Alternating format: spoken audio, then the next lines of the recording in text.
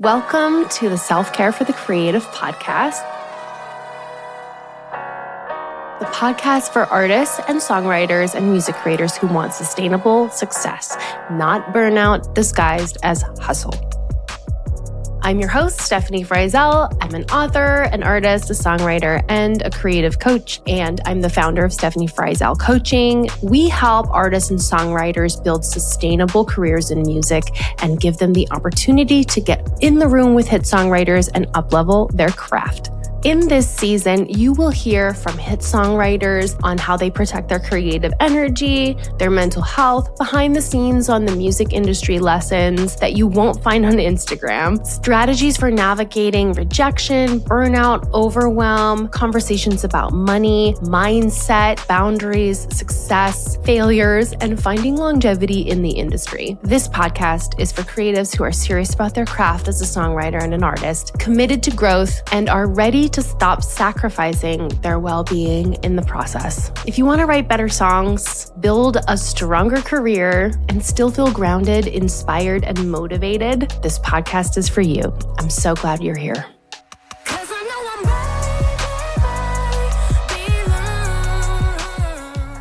Terra Lopez is an artist, musician, and activist whose work challenges, inspires, and connects.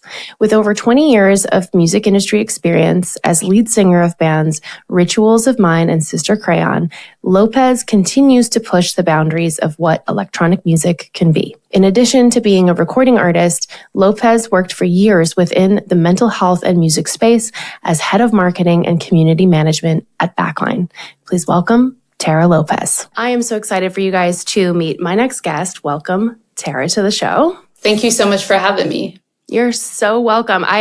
We actually talked last year during an interview as well, and I just really enjoyed our conversation, and I knew that I had to bring on you to the show, talk about Backline, all the amazing things that are going on with the organization. So I just want to kick it off with, for those listeners that aren't familiar with Backline, what can you tell us about Backline if somebody's not familiar with them, with the organization, and what sort of inspired the creation specifically for the music industry? So Backline has been around since 2019. So we're almost going on 7 years now. And we are a nonprofit organization that provides free mental health and wellness resources to the music industry. And that's to everyone. So from the artist to the record label, to the promoter, the manager, agent, assistant, venue, security staff, and so forth, and family members. So what that means is, our bread and butter program is case management. So folks can get one-on-one specialized care by going through our case management process. We also have a virtual community support group once a week, and we have a ton of free wellness and educational resources. So if folks maybe aren't thinking about therapy just yet, but want to try yoga or breath work, we have free subscriptions that those in the industry can access. And Backline was created really out of the necessity. Back in 2019, there was a series of losses due to mental health within the industry. And our co-founders came together and were like, why are people falling through the cracks? Why are we losing our friends in the industry? And they quickly realized that there really wasn't a lot of support for those in the industry. And so Backline was born through that process. Wow. Incredible. It's incredible and amazing and important work that you guys are doing.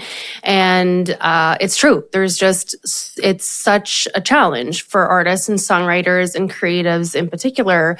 And so why do you think that creative careers can be uniquely challenging from a mental health perspective, compared to, say, traditional jobs? Yeah, that's a great question. I think, honestly, I'm an artist and songwriter myself, and I have experienced and had these conversations with so many of my friends who are also in the industry. And, the music industry is not a 9-to-5 job, right? Mm-hmm. The role is constant. The expectations, the pressure, all of it is very unique to this industry, and it never stops. And so you're constantly having to be on at all times, which I think obviously can create such a toll, a mental toll, a physical toll, emotional toll, that for a long time, the industry didn't talk about and didn't create space to have these conversations. And so I think, you're really only now starting to see folks have these important conversations and try to break that stigma by admitting this is really tough. This is hard work. And so I think there's, a lot of the conversations that I have with artists in particular is social media. Having that is a whole other layer of pressure and expectations, and just constantly having to think about how to perform, right? Yes. And outside of the music that you make, you also have to market it and be that face. And so I think there's a lot of unique stressors that, unless you're in the industry, you really might not be aware of. Correct. You bring a really good point to the surface, and a lot of the clients that we work with and that we coach, social media is a huge one too, because it kind of feels like this endless beast that you are never fully feeding and you have to keep feeding the beast, and you never really feel like you're getting anywhere. And so if there's an invisible bar that you're never reaching, that can manifest in, sort of depressive thoughts or anxiety or whatever it is. But you're right, the constant need to perform in an outward way, and almost not even just perform, but perform in a way where it's everything is fine and everything is great, and not unveil or unmask the truth of what's going on, and normalizing that. I think you really raise a great point for artists and songwriters in particular with social media. So what would be some early sort of warning signs that a creative might be approaching burnout and maybe they don't even realize it yet? Is there anything that you see in particular that you're okay, this might be a flag or that might be a flag? I've talked to a lot of, our mental health providers, our clinical team, artists themselves, and folks in the industry regarding burnout. And a lot of the common threads is just exhaustion, depression, anxiety, insomnia. A lot of folks try to, work through the burnout because we've been, as an industry, just kind of conditioned to do so. And that only makes it worse. And it really just kind of compounds. And I've spoken to folks who have really hit rock bottom because they were burned out and didn't maybe realize it, or again, just try to push through. And so I think with burnout, you can really reach, numbness and again, just have panic attacks. It really can manifest in a variety of different ways and affect folks so differently. But I think it's so important to check in with yourself, check in with your team, and really be honest, have an honest assessment about where you're at and how you're feeling. And make space for that on a daily basis. Yeah, absolutely. I mean, as someone, I'm an artist and a songwriter myself. And, I think I've shared parts of this journey with you, is that, when I was 18, experienced 6 months worth of depression, didn't want to be here anymore, and had no tools how to pull myself out of that depression. And with the burnout in particular, in my experience, it can be really sneaky. You don't really realize, this is bad. There's almost at least in the past, I've had that as well, where it's I almost don't even want to admit that I can't keep it all together, Oh, totally. And how hard is that? That can be so hard for someone to just openly say, I don't know what I'm doing, or I cannot hold this all together. I cannot do this by myself. I cannot do this alone. And so what would you say to somebody who's out there right now, struggling with this? If I'm reaching into their listener right now, and they're yeah, she's talking to me. What would you say to someone who has that sort of wall in them that cannot outwardly admit that like I'm struggling. Yeah, I mean, you bring up such great points. It is really tough to admit to even yourself if you've reached that point, let alone to others in your circle or your employer or to your friends and family. It is really, really difficult. I've been there myself. And what I would say is it's going to catch up with you regardless. So you can't outrun it, unfortunately. And so I would say, just from my own experience and from the conversations that I've had with so many folks in the industry, is seek help. And help looks differently for everyone. It resonates differently for everyone. But I would definitely seek professional help, whether that's through therapy or through Backline or through a doctor, a physician. It really is going to catch up with you at some point. And so I would suggest try to get ahead of it if you can. And yeah, just through personal experience, you don't want to let it catch up with you. Exactly. And I talk about this a lot too in my book, Self-Care for the Creative, is that part of these tools and these strategies is more like preventative care. Like, don't wait until it's gotten so out of control that it's now a crisis, right?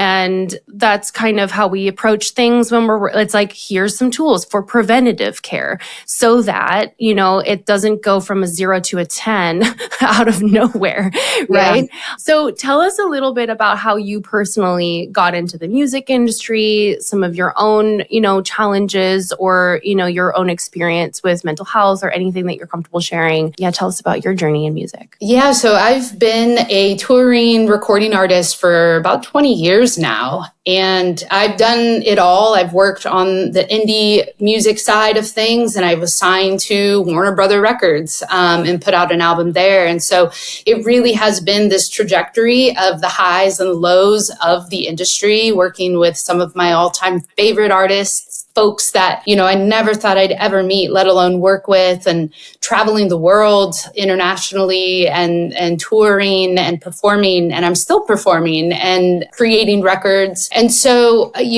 with my own mental health journey, I lost my father to suicide in 2015. And I've always dealt with mental health, but I really that loss forced me to check in with myself. And I realized I'm not taking care of myself the way that I should. I think for a lot of songwriters and artists, we look to our music as our form of therapy. And I did that for a very long time. And it was great and it worked until it stopped working. And then I realized, okay, I need something more. And so, for the last 10 years, I've been through various forms of therapy. I have been very fortunate to work for Backline for the last 4.5 years and have real honest conversations every day with folks about mental health, about preventative ways to take care of oneself so it doesn't get to a breaking point. And it's really just been incredible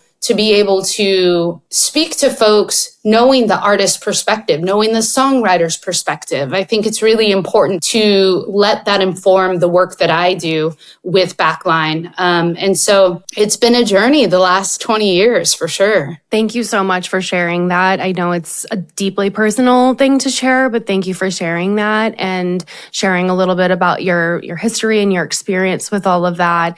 And you said something so interesting about how like all of us as artists and songwriters, our therapy is music. And then what do you do when it stops working? Mm-hmm. Yeah. What do you do? When you're like, because you're right. That's where we go. It's like, oh, I'm going to go, we have a breakup, we have a whatever. And it's like, let's go write a song about it. And then, what if that's not the thing that we have to internally deal with, right? So my next question is like, how important is prioritizing your mental health in terms of a sustainable long-term career in music? I mean, like, obviously there's basics of self-care. There's, check in with yourself, have therapy. What's your perspective on just like having it be your new lifestyle? Kind of like what you said, like I, turned to music, but then I had to incorporate a different piece of my lifestyle, a different kind of self-care, whether it was therapy or whatever. What would you have to say about like creating a sustainable career in music in terms of your mental health? That's a great question. It's really changed for me over the last 20 years. And I think it really is such a personal journey for everyone.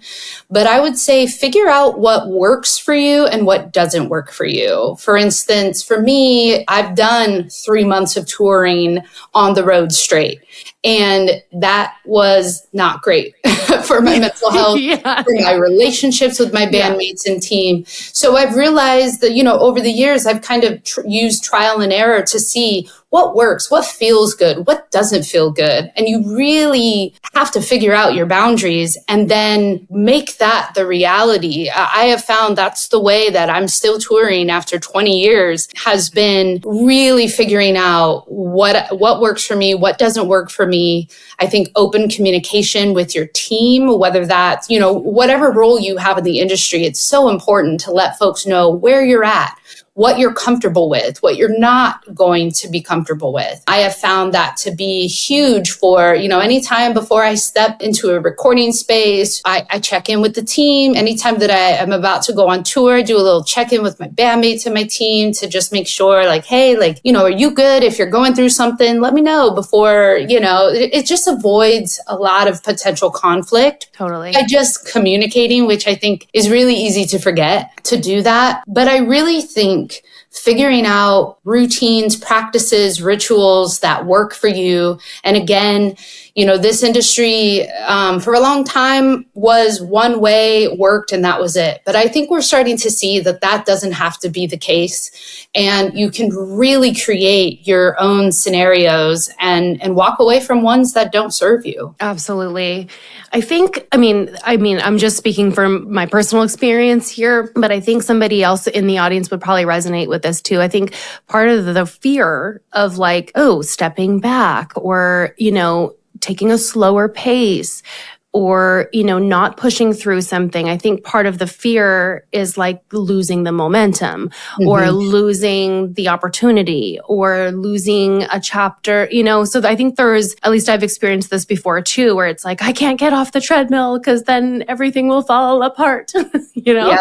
But meanwhile, I'm the one on the treadmill falling apart as I'm running. And it's well, this doesn't work either. So, right. Yeah. And you bring up such a valid point because that is the case. That I think that's one of the hardest struggles in the industry is that constant feeling of, if I don't continue to work, someone else is going to take this spot. And it's just this continuous cycle, which inevitably leads to burnout, like you mentioned, falling apart. And so it really is well, if you don't step back and take care of you and assess and figure out what is working, what's not working, either way, you're going to fall apart. It really is just a win. It's inevitable. And so I have found that for me, in order to sustain and have, a healthy mind state and also a healthy creative life is really to step away when I need to step away. And that looks different for everyone, but it really is important to not run yourself into the ground. Totally. I was just giving a keynote about this the other day, and you brought up touring, and I shared a story of how when I was touring, I was not taking care of myself in the least, barely sleeping. You drink a lot. At least I was drinking a lot at the time. After every show, it was have a whiskey or have a wine or whatever. You're on the road. So eating healthy food is a whole extra step. Don't do the drive-through. It is poison. Yeah. And so, and this was obviously earlier on in my career. So what did I know? But when I went on the road and I was living out of my van with my stinky roommates or stinky bandmates and playing all the shows and stuff, at the time I had songs all over the radio and it looked like awesome success. And I was sharing this in the keynote, was that things were actually going really well. And yet I was crying at the end of every show. I was falling apart. It was just hard being on the road and being away and not having a regular routine. Being in a different place all the time was fun and exciting, but it was also you can't get a grip on the routine and making sure you're drinking water and all that stuff. And before you know it, all those basics, once they slip through the cracks, now all of a sudden your mental health just goes flying out the window. So touring can be really grueling. And if you don't have those boundaries up, it can get really, really hard. And I think it's really great that you made it a practice that you check in with your team and you see how everybody's doing and open communication and all of that. What would you say to somebody who's, a songwriter and, going into sessions all the time? And because, I'm I'm a hybrid breed. I'm an artist and a songwriter. So some days I go in and I'm the sort of co-pilot for the artist and I'm just the songwriter. And I, hold space for that person and whatever they're going through. And if you're an empath or a highly sensitive person, it's, you pick up a lot of energies. What would you say to somebody who doesn't know how to let go of that baggage or let go of that emotional sort of charge? Because, we're not therapists, but we are playing therapist in the session. And that can get really hard on songwriters too. It can be really tough, especially like you mentioned, if you're an empath, you're inevitably going to feel that energy. It really is tough, especially in such close quarters, to not feel someone's energy or not to take that on.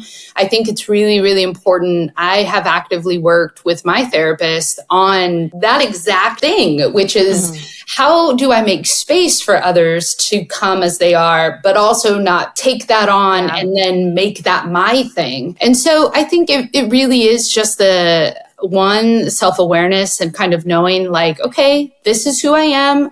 There is a possibility of taking that on, but also going into a space and kind of knowing like, at least for me, I have had to kind of use a mantra of like, I am in control of what I am feeling. I am not in control of others.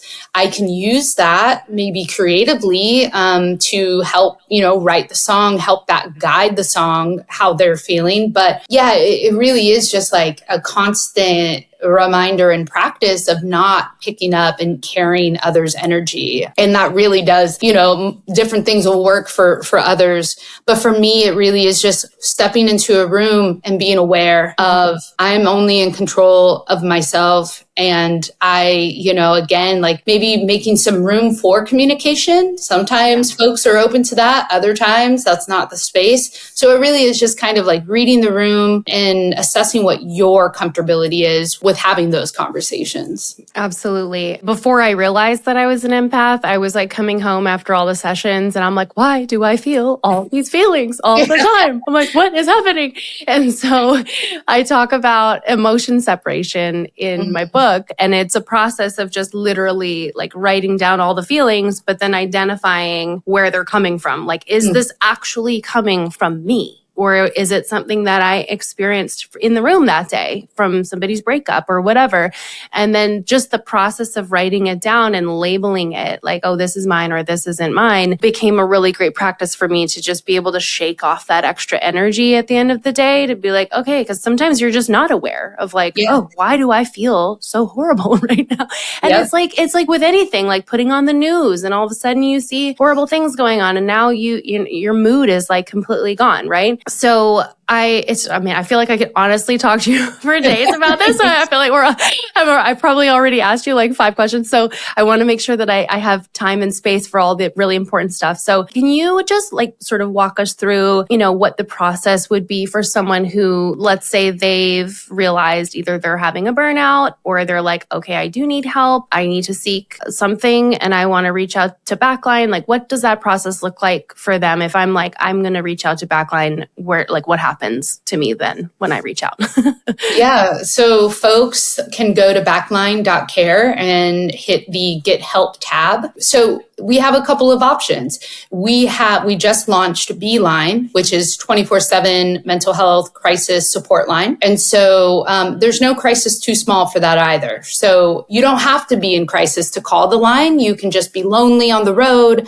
You could have a communication issue, some kind of conflict that you need guidance on, or absolutely, if you are experiencing a crisis, you can call Beeline. It's 855-BEELINE-99, or you can text 254-639.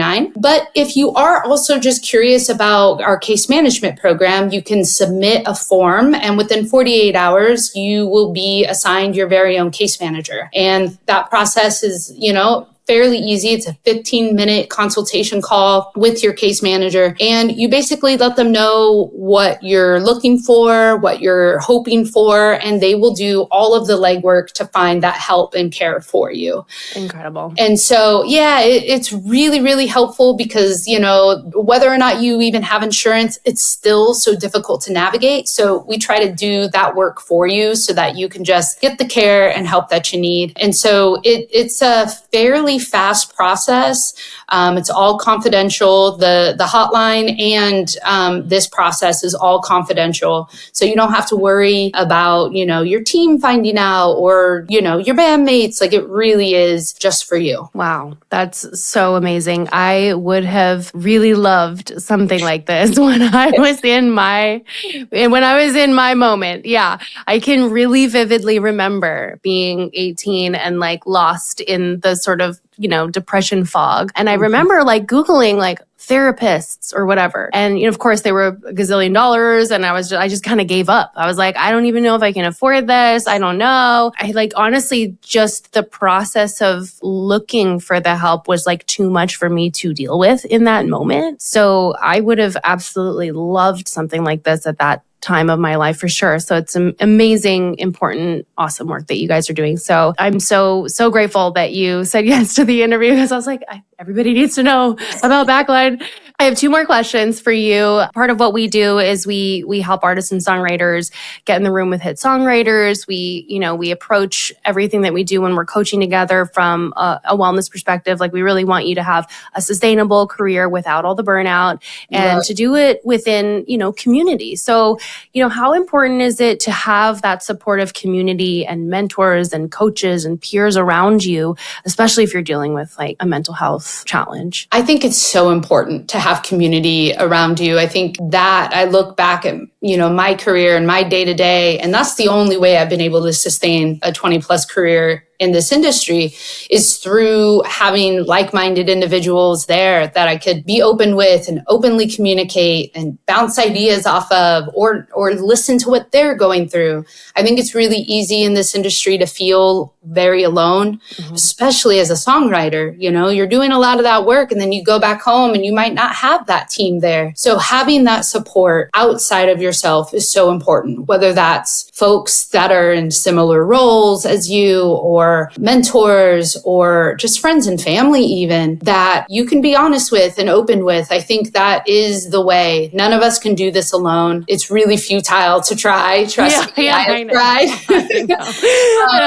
Don't do it alone. Yeah, you can't do this alone, just life in general. So I think it's so important to have folks that you can trust, whether that's one person or a full team, just someone that can let you know, like, hey, I'm dealing with this too. Like, or, I know somewhere that you can get help. So I think community is truly, I'm such a believer in community building. It is so, so important. Agreed. Thank you so much for this lovely conversation. I can't wait to share it with the world.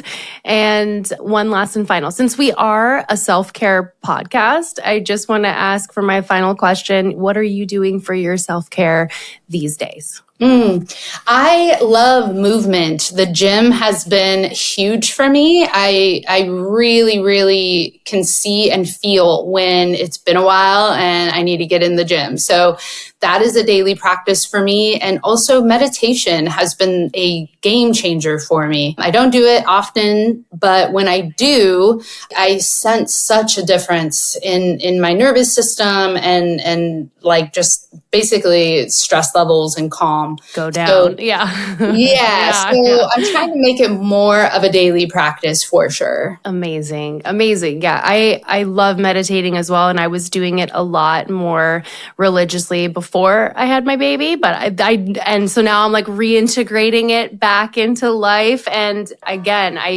I'm with you. I feel less reactive. Like, I think that's one of the biggest things that I feel. I definitely feel a lot more centered, grounded, and less reactive to things.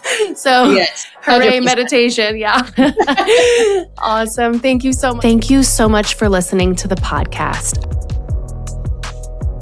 I hope this episode supported you. If this resonated with you, share it with a friend, leave us a review. It is the best way to ensure that other artists and songwriters get the support that they need. If you are ready to go deeper, join us at the Hitmaker Songwriting Retreat this October 2026 in Los Angeles. This is our 3-day immersive experience where serious songwriters get in the room, write with hit songwriters, and elevate their careers. You can find all the details in the show notes, along with my book, Self-Care for the Creative. Until next time, take care of yourself. And remember, your greatest masterpiece will always be you.